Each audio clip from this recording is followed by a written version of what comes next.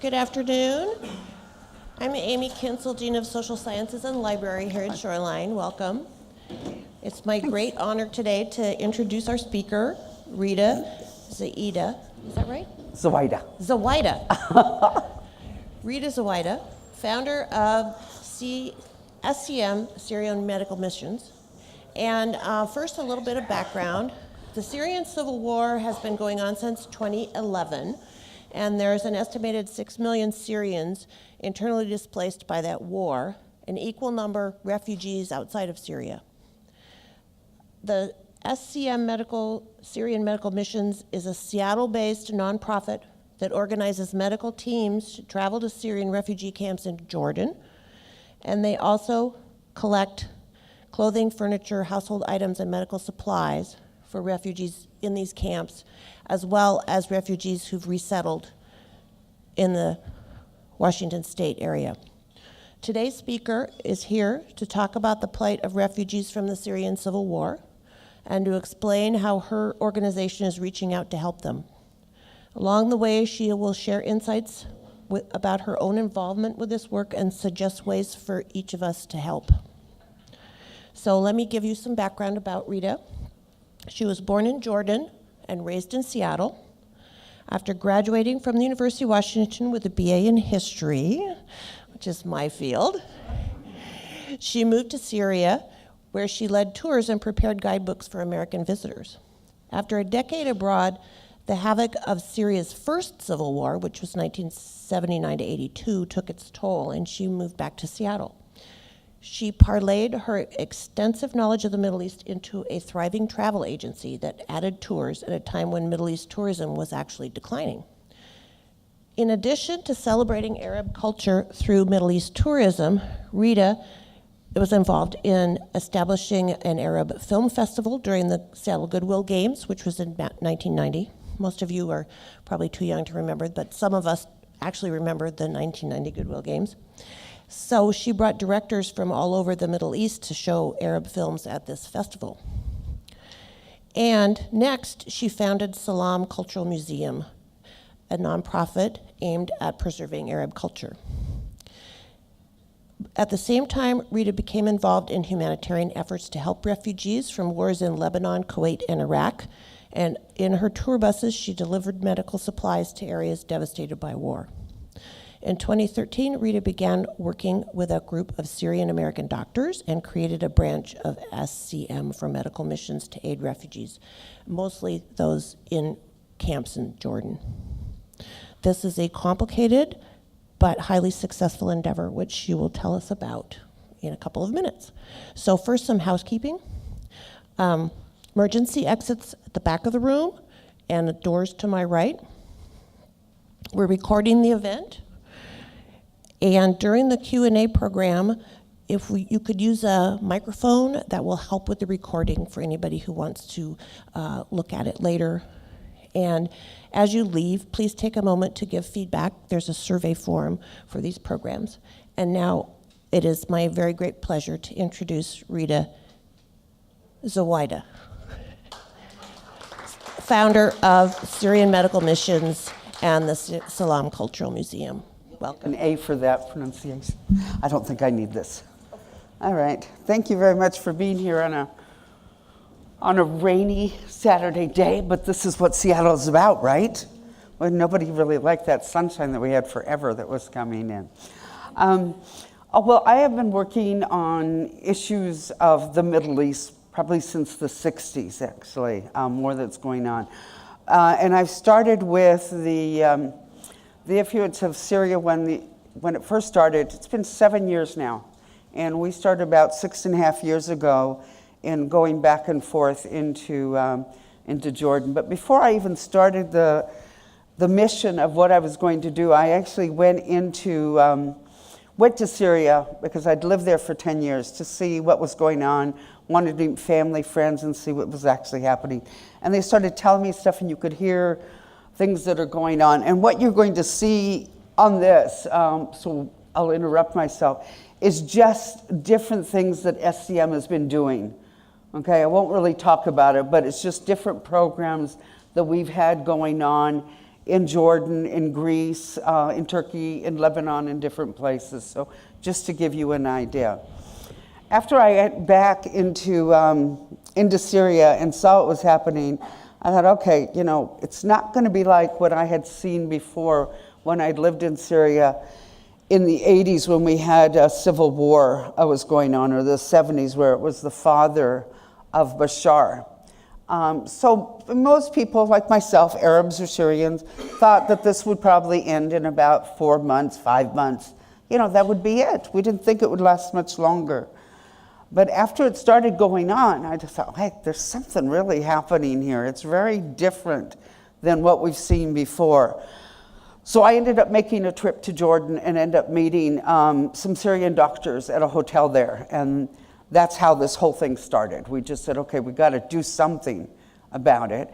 So we ended up, I came back to the US and started setting up different missions and started talking to people and doctors and humanitarians and others, and everyone was really very interested in helping. I mean, it was just incredible, the volunteers that we had. So we made our first trip within 45 days. And what we would do is we would go out and we do this up to now even. It's not just what was done then, but now it's a different kind of medical missions. At that time, we were actually on the borders coming in. So we were meeting the different Syrians that were coming through on the borders. They were coming through the Syrian-Jordan border. They were coming through the Iraq border. There's a number of different borders that they could come through. So we were like first responders that were there. We would end up meeting the people as we were coming in.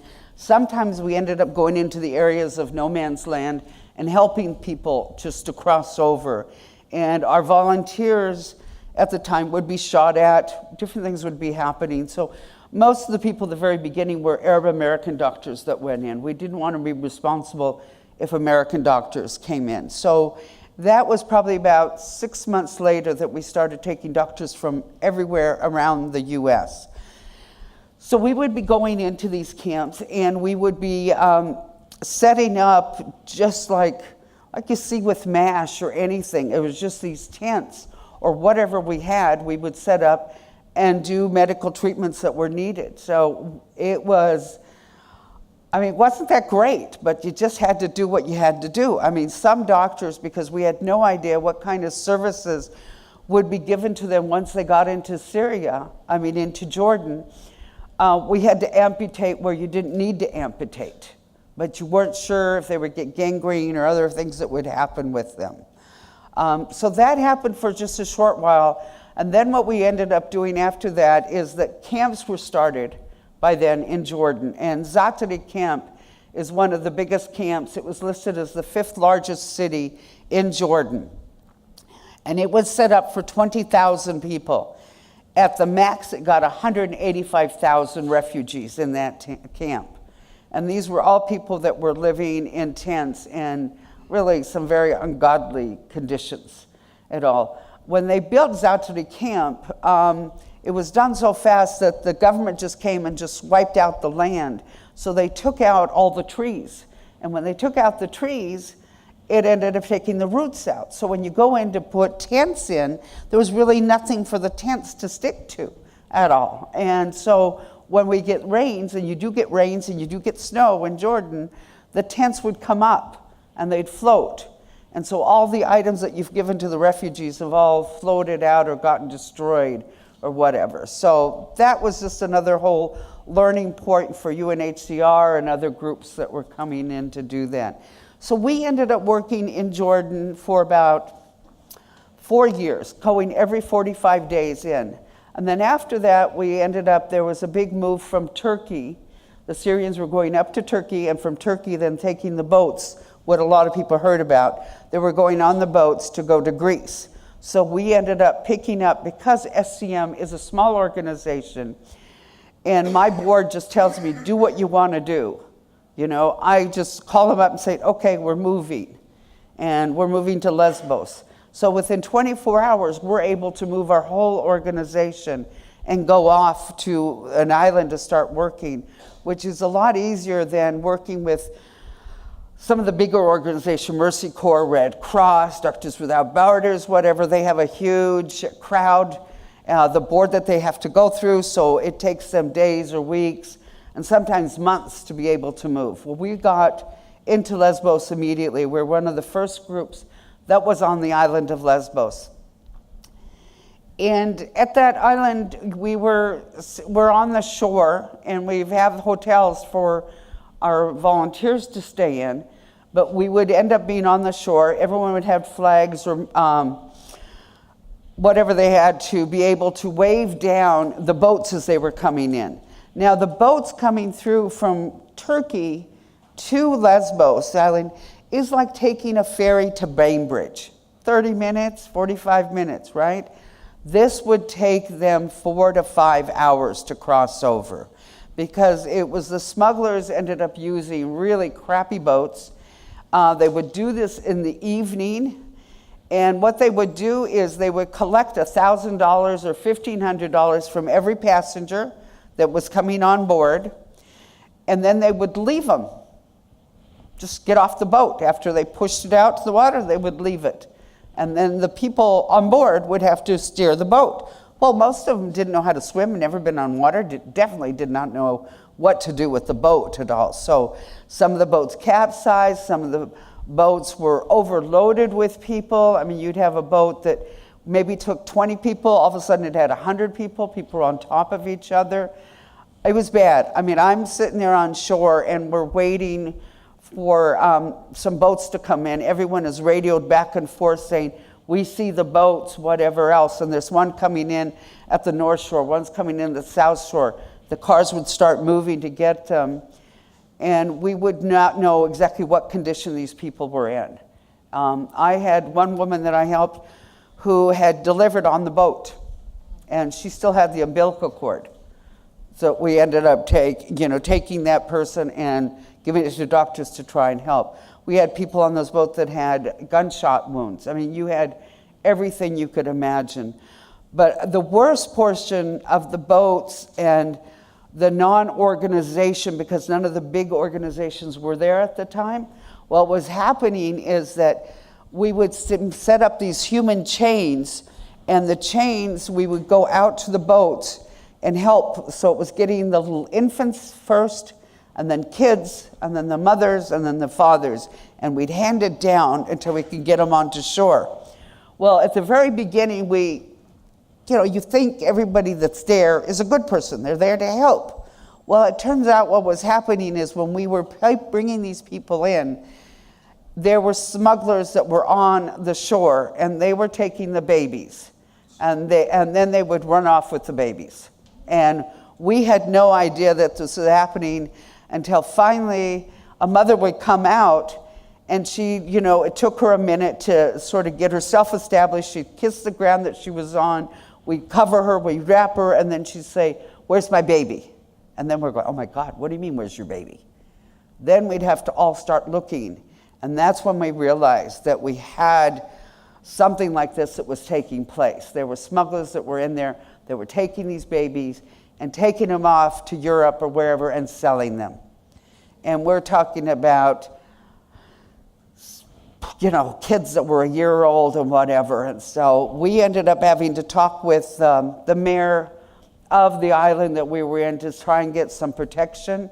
And, we also started giving people badges so they could wear. We gave them certain clothing that they could wear, so we were able to know who was with who. And we would have meetings every night with the different groups that were all together, that were working there. We're all independent, just to come in and talk about it. Because what was happening is that if you're in Europe, a lot of the European young kids, that were coming through, especially in the summertime, were actually coming through and driving down to Greece and just helping out as much as they could.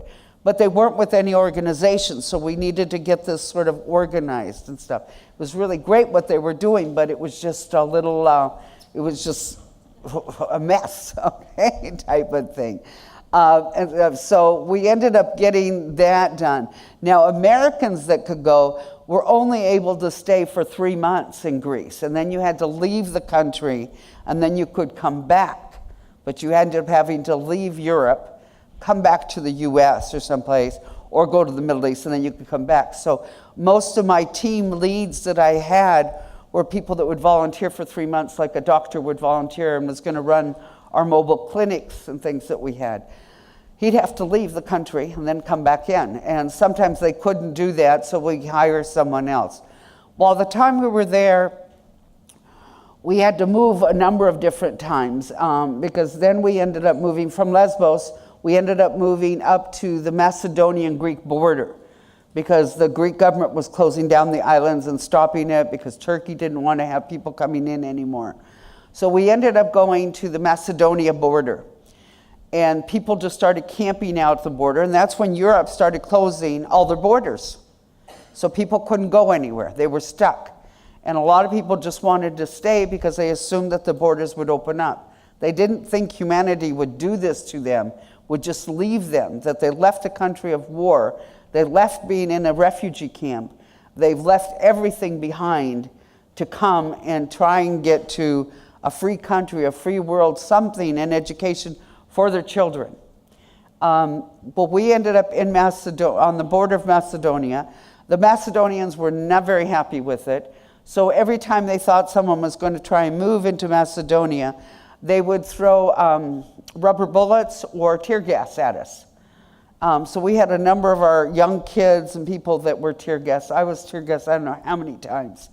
And rubber bullets and whatever else on you. I mean, you just never know what's going to happen. They ended up staying there for a couple months. Then the Greeks, because of world opinion and the weather was getting bad and they were getting pushed a lot, they said, okay, we're going to move these refugees to warehouses. So they ended up getting some warehouses and put the refugees in these huge warehouses where you would have 2,000 to 3,000 refugees in these warehouses with tents. So the tents would be set up inside the warehouse. You had outhouses outside, and also showers. That was it, so it was very impersonal. Whatever, we would give them food, people would come in, we'll cook or do something. They started cooking on their own, but it became really hard. I mean, this is where now they thought, okay, this is going to be home. So what SCM did is we opened up a school inside the encampments. We ended up doing a mobile library so we could keep the kids learning, the language, learning English, learning something about the culture, doing whatever they needed to do. We would play games with them. We had therapy. We'd have psychiatrists come in. We'd have whatever. That lasted for about a year. And as you can see, I mean, we jump from one thing to another, and we have to be prepared for it. And we don't know from day to day what is going to happen, because with the different governments in power, you have no idea. Today it's this, tomorrow it's that. Are the people going to open borders, or are they not going to open borders? You have no idea. And we, SCM, does not want to get political in any way, because that would stop a lot of our efforts that we're doing within the country. And it would also stop me going back to Syria at some point if I wanted to. So we just do it as humanitarian, that's it. We tell anybody, if you're going to speak under SCM's name, no politics, please. I don't even take questions on political issues, on Bashar's stand, or anything that's actually happening. Okay, we try and leave that out if we can. So we ended up staying up there on the border. Within that time, in May of this year, we closed our operations down inside of Greece because the boats were not coming in anymore. Turkey was stopping some of the boats from coming in. Nobody knew what was happening. There was enough pressure by UNHCR and others to hurry up and vet these people and get them moved up to Europe or someplace to see if we can get them taken. Now, in Seattle, we have 243 refugee families here. The families consist of from 5 to 7 people in a family. So they all have a lot of children that have come in. And so they've been here now for this last year. So my focus of SCM at this point now has been working with some of the resettled refugees that we're working on here. And they come in from these NGOs that we have, end up taking them for 3 months. After 3 months, they're on their own. So try and imagine, You're a refugee, not an immigrant like myself. We knew where we were coming to. We ended up knowing the language. We knew something about America. You know, it's a place that my family wanted to come to. These refugees had no idea where they're coming to. They do not even get a choice of what state or city they're coming to at all. Once their papers are accepted, they're given the NGO like Mercy Corps or World Relief or whatever, is they take them, or Jewish Family Services, get the family. The family says, okay, we're going to send you to Portland, we're going to send you to Seattle, we're going to send you to New York. They don't care, you know, where they're going to send them. They don't look at the expenses of the city that they're coming to at all. You know, so these families come in, they get on a plane, they turn around and they arrive in Seattle. They might have a couple people meeting them, that's it. And then they're taken to an apartment that has been rented for them. And the apartments that are rented for them that the NGOs can afford are all out at SeaTac. Okay? So the first couple of apartments that we looked at, that we saw when the people were coming in, I just said there's no way in hell that people could stay here.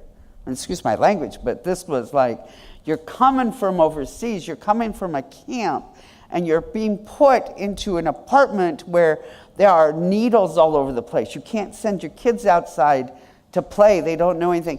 And you got prostitution up and down the streets. You know, it just doesn't work at all. So we ended up complaining. So they started moving some people. And then there were underground apartments. You know, you had to actually go downstairs into an apartment. And that's just not a great feeling. You need light, you need color, you need something. So we ended up getting them to move. So now a lot of them are living out in Tequila, but the rents are very high out in those areas. So SCM, what they do now, and what we always look for volunteers to do, is that we have a Saturday center that's out there. And what we're doing, we're teaching ESL English classes to the parents. We teach to the children reading and writing Arabic so they won't lose their language. We do art therapy, we did swimming, we do music, we do a lot of different functions that we do. And at the same time, we also try and deal with the PTSD for what the families are going through. You know, these guys, there's one young girl that had just recently come, she's been here about 6 months now. She was sitting in a chair in her house in Damascus, and a bomb ended up hitting the house. And she was sitting on her uncle's lap, and he blew up in her face. You know, so how's that girl going to live with it? You know, what's going to happen to these guys? I mean, it's the same for me, because I was going back and forth so many times that I would come back to Seattle and I would feel so guilty that I could get into a car and drive, open a fridge and find food, go into a shower. You know, just everything that's basic that we've all taken, you know, as we're do this. This is, everybody has it. These people didn't have it. I mean, I went into one camp in Jordan that had been set up. It's in the middle of nowhere, actually. And this older woman comes up to me and says, I'm wearing the same clothes that I've worn for the last 3 months. I have not had a shower. You know, I just need something.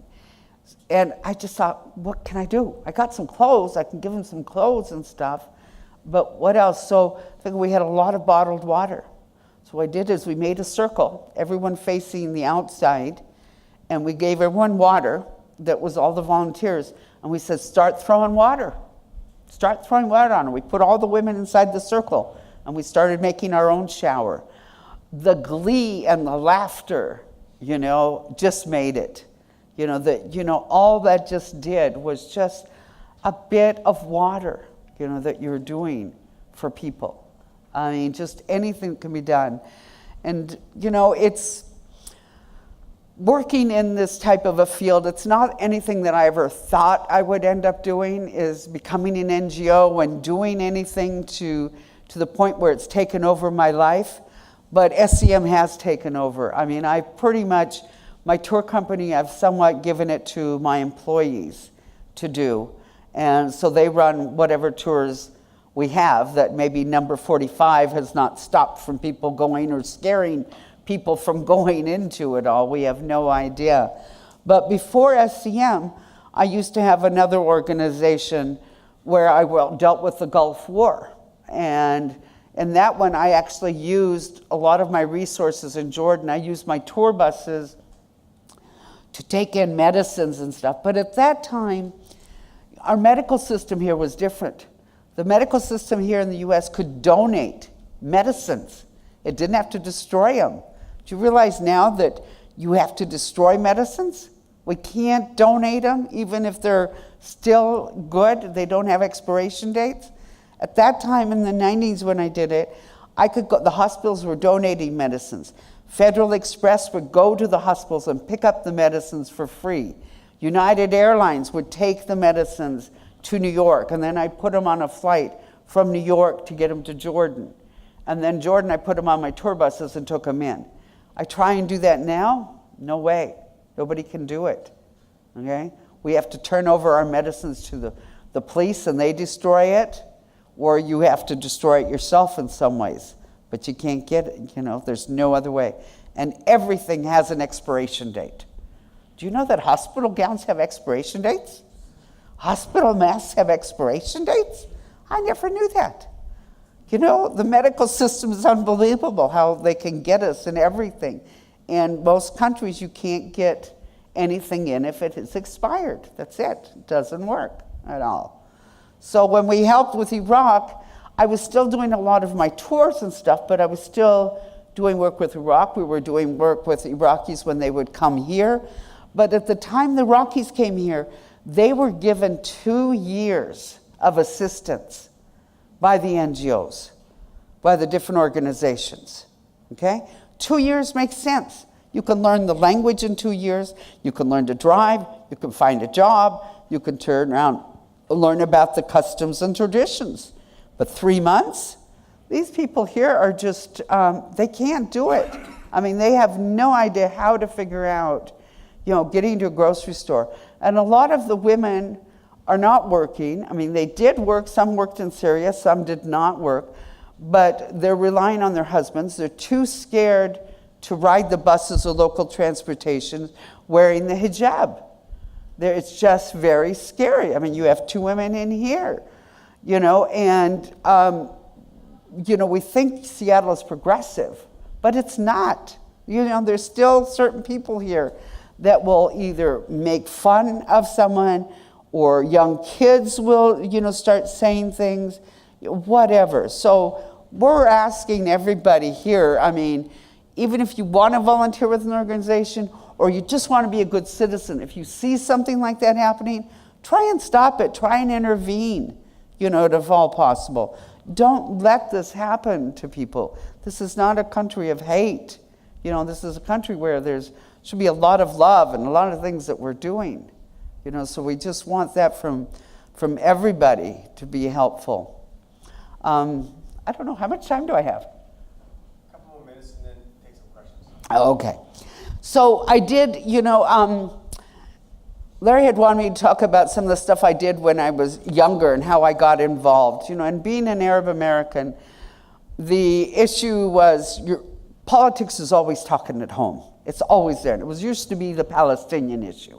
So when I was 14 and 13 and up to 16, I was at the University of Washington at protests and whatever else, and talking about the whole Middle East and what was happening and things. It was just sort of, that's it, we just got used to it.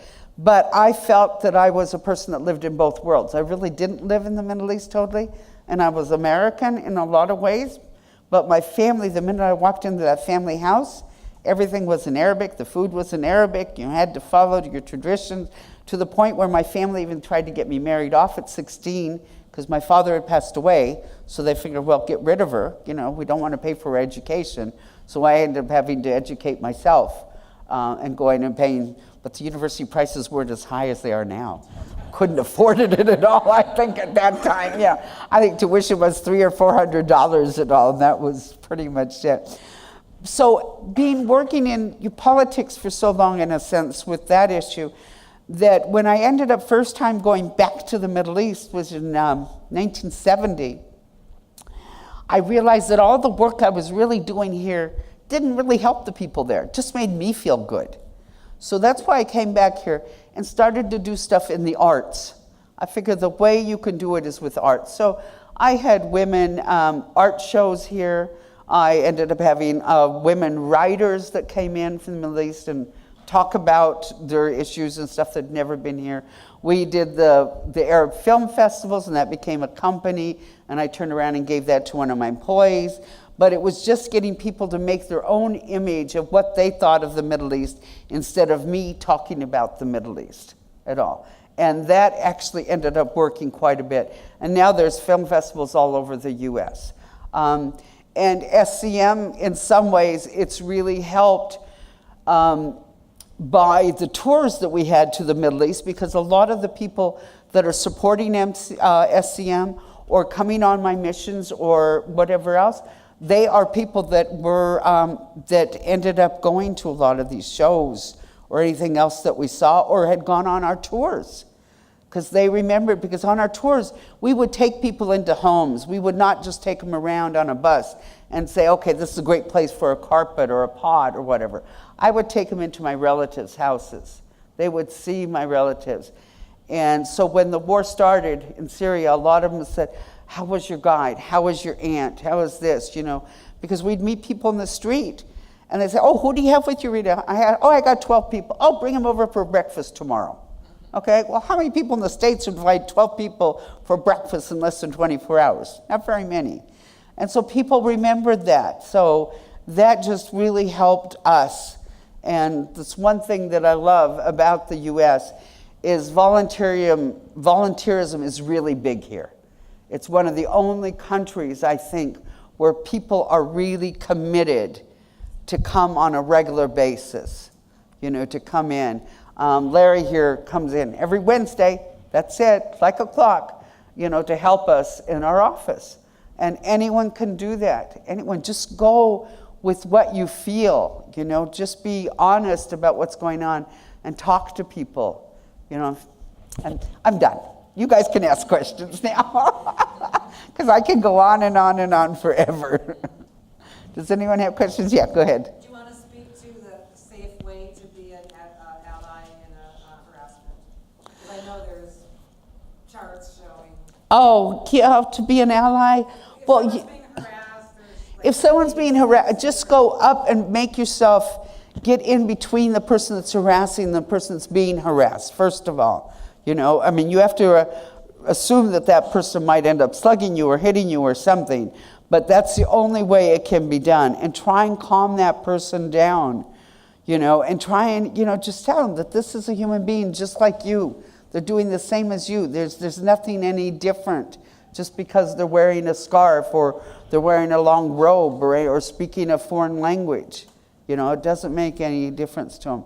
And that's all you can do. I mean, you have to sort of weigh the risk yourself of how fanatic this person is. I mean, you don't want to be like one guy, what was it, on Portland, the train that the guy ended up doing it. Before I came here, my secretary, Linda, was telling me that she was on one of the metro buses downtown, and there was a woman that was coming onto the bus who was wearing a hijab, and she didn't have the right change or something. And the woman was a woman bus driver, and she just started telling her, get off of here, you can't be on this place.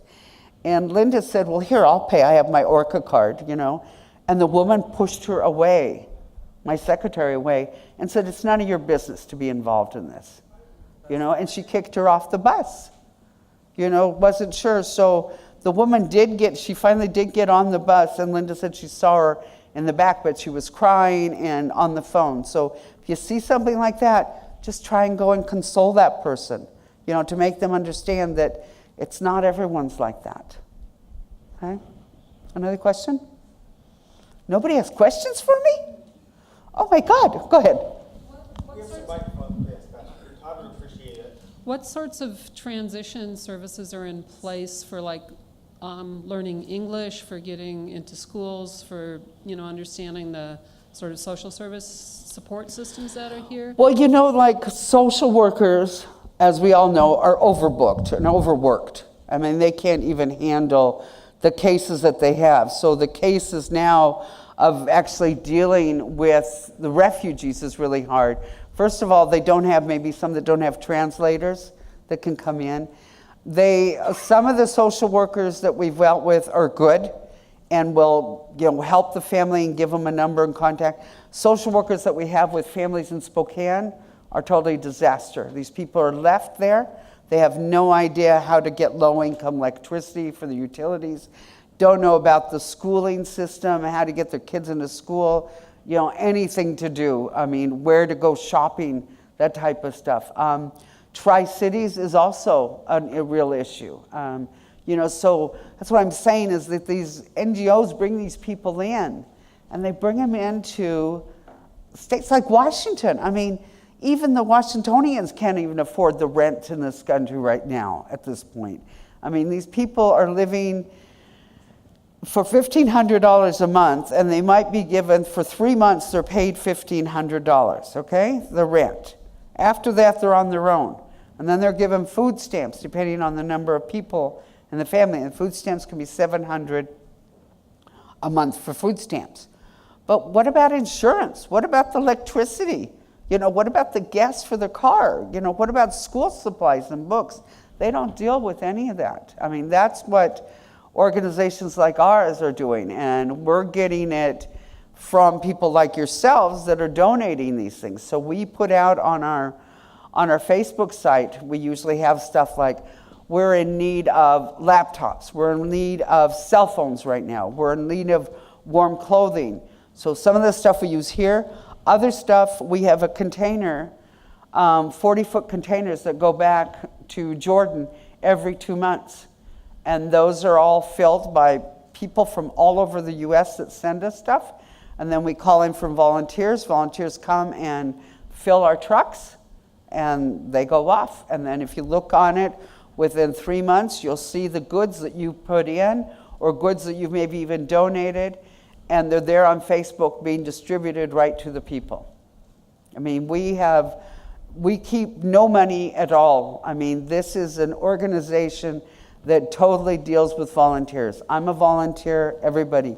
Nobody gets any money at all. All money that people donate goes directly to the people that need it. Any more questions? Yeah. Is there still a hold on your medical missions right now? I know, because I've been in touch with. I've been in touch with your organization about maybe wanting to volunteer. Yeah, there is a hold right now because the Syrian government with Jordan and are closing up all the border camps that we used to go to. They've all taken those people and they're being pushed back into Syria. Everyone's saying Syria is getting better, so they're pushing them back into Syria, even though it's not. So there's not much, we're just very scared of, taking people in there at this point because these camps have been infiltrated by ISIS. So we just don't want to have any issues at all. So what we do is we have local doctors that are working there.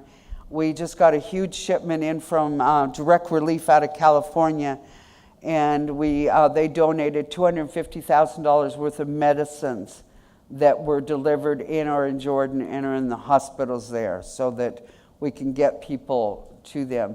We have had a couple people that have asked that wanted to go right away, so we didn't want to send them into there, so we told them we had partners in Puerto Rico. So we've actually sent them to Puerto Rico. So if anyone is wanting to do medical missions, Puerto Rico is really needs a lot of assistance. Okay? So if you need any information, give me a call and I can give you the name of the NGO that's doing the work there. Okay? Any more questions? Hello.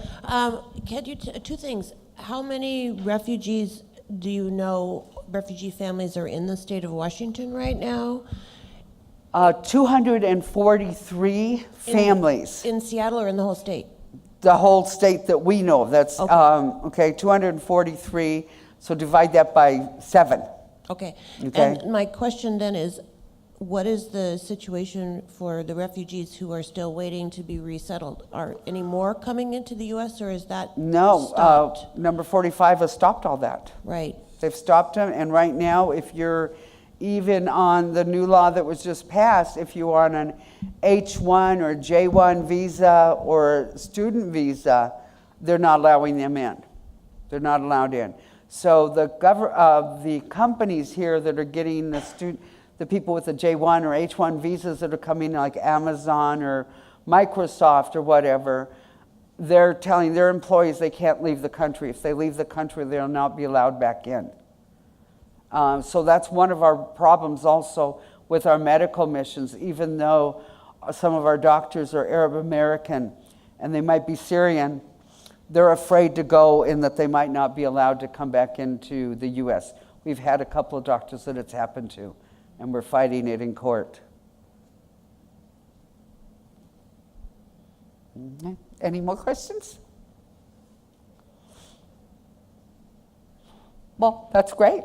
Rita, tell us Yeah. a little more, if you don't mind, about some of your early work in the Middle East, not just Syria, because you did some interesting stuff before you started focusing on Syria. Well, we did a lot of work in Iraq. Actually, before the Gulf War started, we were one of the groups that ended up holding hands across the borders. So I don't know if any of you heard about it at all. Maybe some of you guys might have been too young. But we had people coming from all over the world, and they were on the Iraqi-Kuwait borders to try and stop the war. And we all held hands, and we were there for about a week trying to do that. It didn't work. The war still took place, whatever.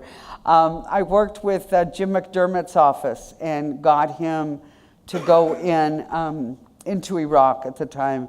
And it was bad because one of the times that he was being filmed or interviewed, he had a big poster of Saddam Hussein right behind him. So that's when they started calling him Baghdad Jim, which was bad. But it was great for him that he ended up going back with us. And that's where we would actually take a lot of our drugs that we ended up doing with putting them into the tour buses and driving them into Iraq and then dispensing them out wherever they needed to be given at those times. And then we brought the buses back in. It was a very dangerous road to going back through.